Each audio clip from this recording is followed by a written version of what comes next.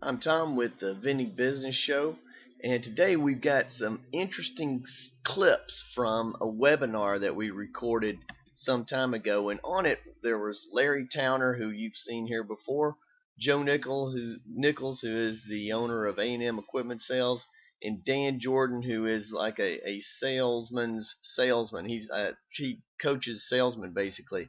These three guys are a lot of fun. They're hilarious when they get together. So you're going to enjoy this segment. It's just a clip from the webinar, so let's get right to it. Move into what I like to call extended networking. And to me, extended networking is who else's network can you tap into? Meaning, there's people out there that do things that allow you to tap into their network. And probably one of the biggest ones is who sells to a similar customer. Dan, what do you do right now for work? What's your job? What's your means of profession? Right now, I have a staffing company. Oh, my phone's back. I have a staffing company where I help companies with who need strong, conscientious, hardworking, good-looking people to work with. Yeah, and so you happen to sell to people, because we did this when we did our practice show. You tend to sell to a lot of people that buy vending services. We found out in our practice thing. I always looked at who sells to similar customers. Well, uniform companies do, office coffee services do, business supply companies do, and we found out staffing companies too. Dan, how many vendors have contacted you about sending them leads? I could count that. Actually, I can't count it on one hand because it's zero. Now, I've given probably in the past year 3 or 4 accounts to a vendor friend of mine, all unsolicited. But what happens is I'll go into a place, and every time I'm dealing, like I said, I go in the back door just like you, and I'm dealing with light industrial warehouse workers. And there's always vending there, and sometimes they're not, they're empty. And sometimes people are just complaining about their vending, walking around. They hate stale honey buns.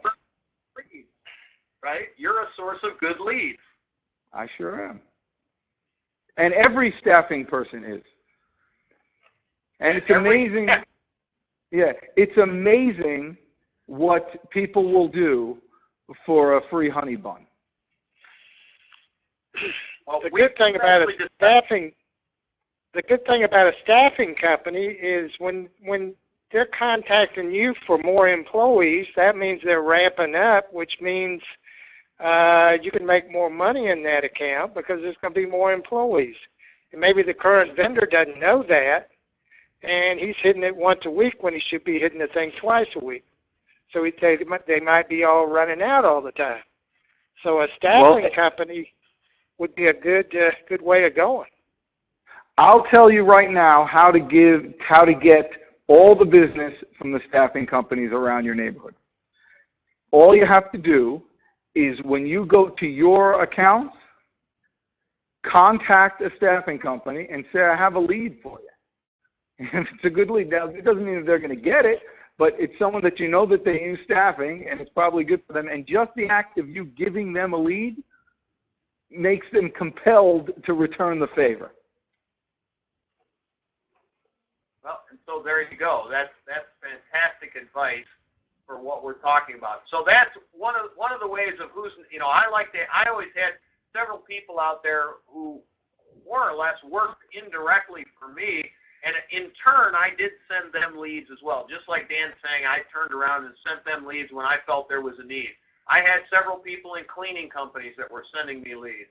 I had some uniform company guys that were sending me leads. I did have some office coffee service guys that we were trading leads, and we sold the office coffee service, and they were still giving me vending leads. Business supplies is another one. All of us sell to the same customer. Thanks. You've been watching the Vending Business Show, a publication of A&M Equipment Sales. And if you'd like to get the full webinar, just subscribe, and I will send that link to you so you can see the entire thing.